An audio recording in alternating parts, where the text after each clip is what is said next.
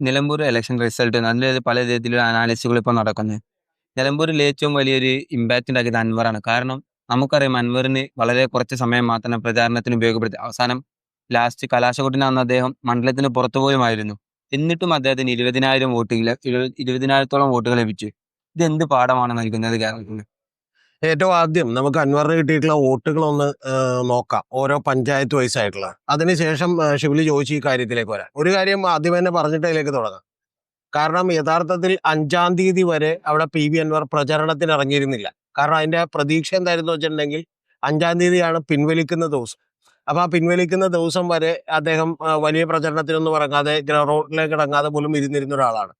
അപ്പൊ അതിനുശേഷം 19-ാം തീയതി തെരഞ്ഞെടുപ്പ് എന്ന് പറയുമ്പോൾ പിന്നെ ഷിബിലി അറിയേണ്ടത് കൃത്യമാണെന്നുണ്ടെങ്കിൽ ഒരു 14 ദിവസത്തെ പ്രചരണമേ ആകെ നടത്താൻ പറ്റൂ. അതിൽ തന്നെ നിശബ്ദ പ്രചാരണത്തിന്റെ ഒരു ദിവസം അദ്ദേഹം ഏതാണ്ട് അവിടെ തന്നെ ഉണ്ടായിരുന്നില്ല. തൊട്ടടുത്ത ദിവസം ഷിബിലി പറഞ്ഞ പോലെ ഉണ്ടായിരുന്നില്ല. അപ്പൊ ഏതാണ്ട് ഒരു 12-13 ദിവസങ്ങളിൽ മാത്രമാണ് പ്രചരണം നടത്തിയിട്ടുള്ളത്. അതിൽ തന്നെ ഒരു വലിയ റോഡ് ഷോ ഒഴിച്ചു വെച്ചിട്ടുണ്ടെങ്കിൽ എല്ലാ പഞ്ചായത്തുകളിലും സാധാരണ നമ്മുടെ സ്ഥാനാർത്ഥികൾ പോകുന്ന പോലെ ഒരു വണ്ടിയിൽ പോലും അദ്ദേഹം പോയിട്ടില്ല. പക്ഷെ പോകാഞ്ഞിട്ട് പോലും അഭൂതപൂർവമായിട്ടുള്ള ഒരു റിസൾട്ടാണ് അവിടെ ഉണ്ടായിട്ടുള്ളത്. കാരണം അൻവറിന്റെ കാര്യത്തിൽ അതിലൊന്ന്, അൻവർ ഏറ്റവും കൂടുതൽ വോട്ട് നിലമ്പൂർ നഗരസഭയിൽ അദ്ദേഹം പിടിച്ച വോട്ടുകൾ 2124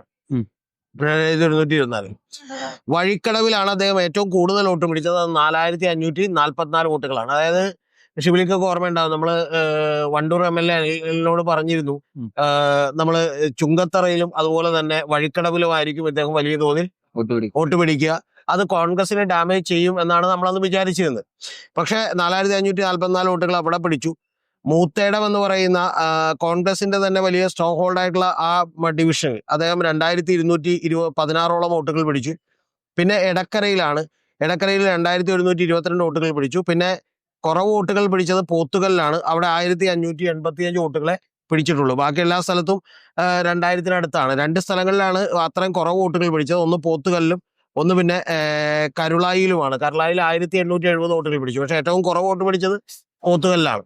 അപ്പൊ പിന്നെ ചുങ്കത്തറയിലാണ് ഏറ്റവും സെക്കൻഡ് ലാർജസ്റ്റ് വോട്ടുകൾ പിടിച്ചത്, അതായത് വഴിക്കടവ് കഴിഞ്ഞ്. വഴിക്കടവിൽ പക്ഷെ അത്രയും വോട്ട് വന്നു എന്നുള്ളതിൽ അത്ഭുതമില്ല. കാരണം വഴിക്കടവ് എന്ന് പറഞ്ഞാൽ 2 പഞ്ചായത്ത് കൂടുന്ന ഒരു ജനസംഖ്യയുള്ള പഞ്ചായത്താണ്. ഏതാണ്ട് നിലമ്പൂരിന്റെ തന്നെ ജനസംഖ്യയുള്ള പഞ്ചായത്താണ്. അപ്പൊ ചുങ്കത്തറയിൽ അദ്ദേഹം പിടിച്ചത് 2782 വോട്ടാണ്. അമരമ്പലത്ത് പിടിച്ചത് 2447 വോട്ടുകളാണ്. എന്ന് പറഞ്ഞാൽ ഏതാണ്ട് എല്ലാ പഞ്ചായത്തുകളിലും തന്നെ കുഴപ്പമില്ലാത്ത രീതിയിൽ വോട്ടുകൾ പിടിച്ചിരുന്നു എന്നുള്ളതാണ്. അതിൽ ഏതാനും ചില ബൂത്തുകളിലൊക്കെ അദ്ദേഹം 2-ാം സ്ഥാനത്ത് വരെ വന്നിട്ടുണ്ട്. വഴിക്കടവിൽ ഒരു ബൂത്തിൽ അദ്ദേഹം 2-ാം സ്ഥാനത്ത് വരെ വന്നിട്ടുണ്ട്. അപ്പൊ ഇതാണ് അദ്ദേഹം പിടിച്ചിട്ടുള്ള വോട്ടുകൾ എന്ന് പറയുന്നത്. യഥാർത്ഥത്തിൽ ഇത്തരത്തിലുള്ള വോട്ടുകൾ അദ്ദേഹം പിടിച്ചത് UDF-നെ സഹായിച്ചു വലിയ തോതിൽ. ആ സഹായം കൊണ്ടാണ് യഥാർത്ഥത്തിൽ ഇത്രയും മെജോറിറ്റിയിലേക്കൊക്കെ UDF എത്തിപ്പെട്ടത്. ഇദ്ദേഹം വോട്ട് പിടിച്ചില്ലായിരുന്നെങ്കിലും ചിലപ്പോൾ ഒരു 3000 വോട്ടിനൊക്കെ ഷൗക്കത്ത് ജയിക്കുമായിരുന്നു. അല്ലെങ്കിൽ ഇദ്ദേഹത്തിന് വോട്ട് കൂടി ഇപ്പൊ LDF-നൊപ്പം കൂട്ടി വെച്ചാൽ പോലും 3000 വോട്ടുകൾ അല്ലെങ്കിൽ മുഴുവനായും നമുക്ക് കൂട്ടാൻ പറ്റില്ല. പക്ഷെ അങ്ങനെ കൂട്ടിയില്ലെങ്കിലും ചിലപ്പോൾ ചെറിയൊരു ഭൂരിപക്ഷത്തിന് ജയിക്കുമായിരുന്നു. പക്ഷെ ഇദ്ദേഹം വോട്ട് പിടിച്ചതുകൊണ്ട് ഒരു 14,000-ഓളം വോട്ടുകൾ LDF-ന്റേത് കുറഞ്ഞുപോയി. ആ കുറഞ്ഞു പോയതിന്റെ മെഡിക്കൽ കൂടിയാണ് യഥാർത്ഥത്തിൽ ഇപ്പോൾ UDF ജയിച്ചിട്ടുള്ളത്.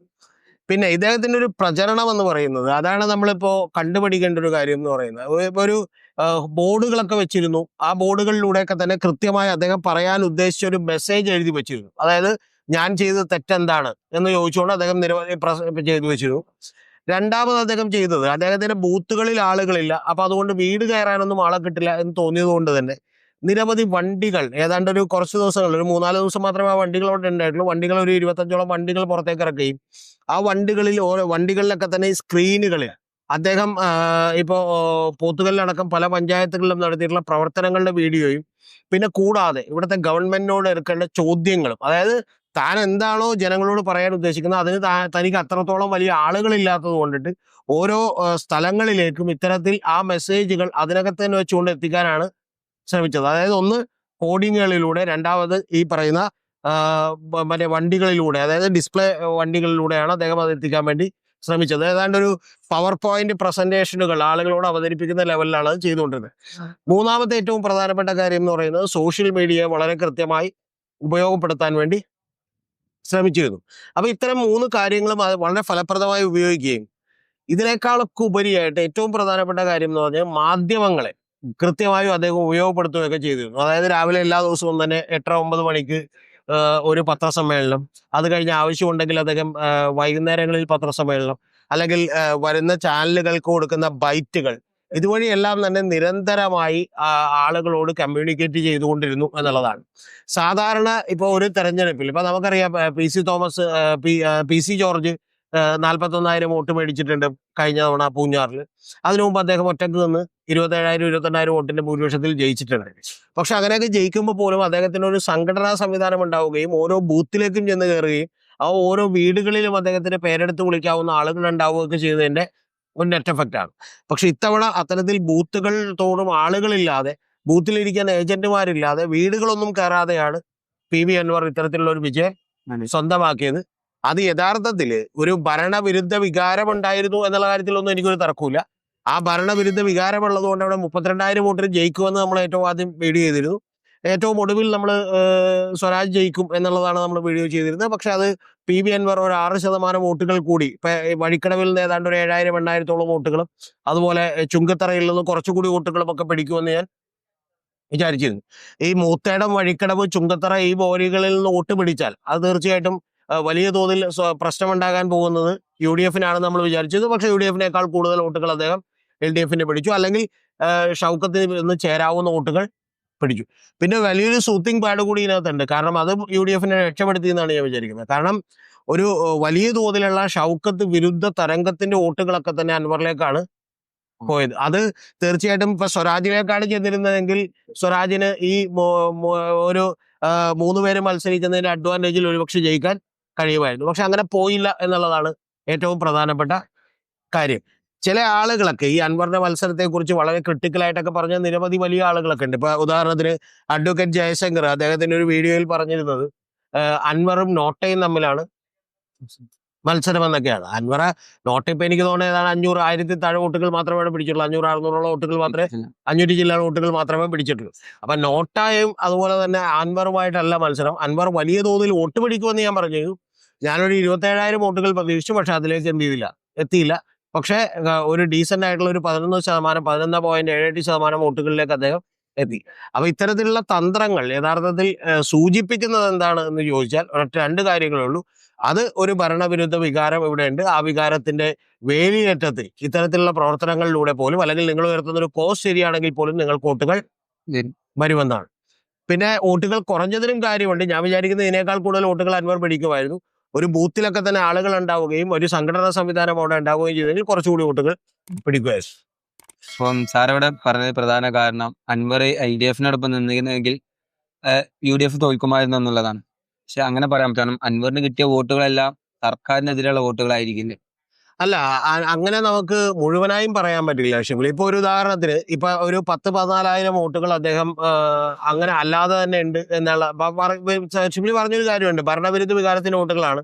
അൻവർ LDF-നൊപ്പമാണ് നിന്നിരുന്നെങ്കിൽ LDF-ന് ജയിക്കാൻ പറ്റുമായിരുന്നു എന്നൊന്നും ഞാൻ വിചാരിക്കുന്നില്ല. പക്ഷേ ഷിബിലി പറഞ്ഞ പോലെ LDF-നൊപ്പം നിന്നായിരുന്നെങ്കിൽ എന്തായിരിക്കുമായിരുന്നു എന്നുള്ളതിന് എൻ്റെ ഒരു ഉത്തരം വലിയ തോതിലുള്ള ടൈറ്റ് കോമ്പറ്റീഷൻ വരുമായിരുന്നു എന്നുള്ളതാണ്. കാരണം ഇദ്ദേഹം ഇപ്പോൾ ഒരു 19,700-ഓളം വരുന്ന വോട്ടുകളാണ് പിടിച്ചിട്ടുള്ളത്. അതിൽ UDF-ൽ നിന്നുള്ള വോട്ടുകൾ താരതമ്യേന കുറവാണ് അദ്ദേഹത്തിന് കിട്ടിയേക്കുന്നത്. പിന്നെ LDF-ൽ നിന്നുള്ള വോട്ടുകളാണ് പോയിട്ടുള്ളത്. അപ്പൊ ഇതിൽ വലിയ കോംപ്ലിക്കേറ്റഡ് ആയിട്ടുള്ള ഒരു ചോദ്യമാണ്, അങ്ങനെ നിന്നിരുന്നെങ്കിൽ എന്താകുമായിരുന്നു. ഇപ്പൊ രണ്ടുപേരുടെ വോട്ടുകൾ തമ്മിൽ കൂട്ടിയാൽ ഏതാണ്ട് 86,000 വോട്ട് വരും. ആരുടെ? അൻവറിന്റെയും LDF-ന്റെയും. പക്ഷെ അങ്ങനെ കൂട്ടുന്നതിൽ അർത്ഥമില്ല. കാരണം എന്താ വെച്ചാൽ നേരത്തെ ഷിബിലി പറഞ്ഞ പോലെ ഭരണവിരുദ്ധ വികാരത്തിന്റെ ഏറ്റവും ചങ്കായിട്ടുള്ള വോട്ടുകൾ ജയിക്കില്ല എന്നറിഞ്ഞിട്ടും അത് അൻവറിന് കൂടുതലുണ്ടാവും. അപ്പൊ ജയിക്കുവാൻ സാധ്യതയുണ്ട് എന്നുള്ള ഒരു മെസ്സേജ് കൂടി അദ്ദേഹം ആളുകളെയൊക്കെ വെച്ച് കൊടുത്തിരുന്നുവെങ്കിൽ ഒരുപക്ഷെ UDF-ന്റെ കുറെ കൂടി വോട്ടുകൾ അദ്ദേഹത്തിന് പോകുമായിരുന്നു. അദ്ദേഹം അതിനൊന്നും വേണ്ടി ശ്രമിച്ചില്ല എന്ന് പറയുന്നതാണ് ഏറ്റവും പ്രധാനപ്പെട്ട കാര്യം. ഞാൻ വിചാരിക്കുന്ന ഏറ്റവും പ്രധാനപ്പെട്ട കാര്യം ഇതിൽ UDF-നുള്ള ഏറ്റവും വലിയ ഒന്ന് LDF ഇതിൽ നിന്ന് പഠിക്കേണ്ടത് വലിയ തോതിലുള്ള ഭരണവിരുദ്ധ വികാരം ഉണ്ട് എന്നുള്ളതാണ്. അതിനെ വെറുതെ ഗിമ്മിക്കൊന്നും കാണിച്ചിട്ട് കാര്യമില്ല. UDF പഠിക്കേണ്ട ഒരു പാഠം, തങ്ങൾക്ക് ഈ ഭരണവിരുദ്ധ വികാരത്തിന്റെ വോട്ടുകൾ തങ്ങൾക്ക് തന്നെ തരണമെന്ന് ജനത്തിന് അത്ര വലിയ നിർബന്ധമൊന്നും ഇല്ല, അല്ലെങ്കിൽ അത്തരത്തിലുള്ള ഒരു പ്രതിപക്ഷമായി മാറാൻ നമുക്ക് എന്തുകൊണ്ട് കഴിയുന്നില്ല എന്നുള്ളത് കൂടി ഇതിൽ നിന്ന് കൃത്യമായി പഠിക്കേണ്ടതാണ്. മൂന്നാമത്തെ കാര്യം, അവിടെ മറ്റ് സ്ഥാനാർത്ഥികളൊക്കെ മുടക്കിയത്രം അതില്ലെങ്കിൽ അതിന്റെ ഒരു 10% പണം പോലും പി വി അൻവർ മുടക്കിയിട്ടില്ല. വണ്ടികൾ എടുത്തിരുന്നു, ഒരു 3-4 ദിവസം ഉണ്ടായിരുന്നു, റോഡ് ഷോ നടത്തിയിരുന്നു, പിന്നെ ബോർഡുകൾ വെച്ചിരുന്നു എന്നുള്ളതൊക്കെ ഒഴിച്ചു വെച്ചാൽ ഓരോ ബൂത്തിലേക്കുമുള്ള ചെലവൊക്കെ കോൺഗ്രസിനും അതുപോലെ മറ്റു പാർട്ടികൾക്കും ഒക്കെ മുടക്കിയതുപോലെ ഒരിക്കലും പി വി അൻവറിനെ മുടക്കേണ്ടി വന്നിട്ടില്ല. അപ്പൊ അത്തരത്തിൽ അങ്ങനെ മുടക്കാതിരുന്നിട്ട് പോലും ഇത്രത്തോളം വോട്ട് പിടിച്ചു എന്നുള്ളത് തീർച്ചയായിട്ടും ഇരു മുന്നണികളും പഠിക്കേണ്ട പാഠം കൂടിയാണ്.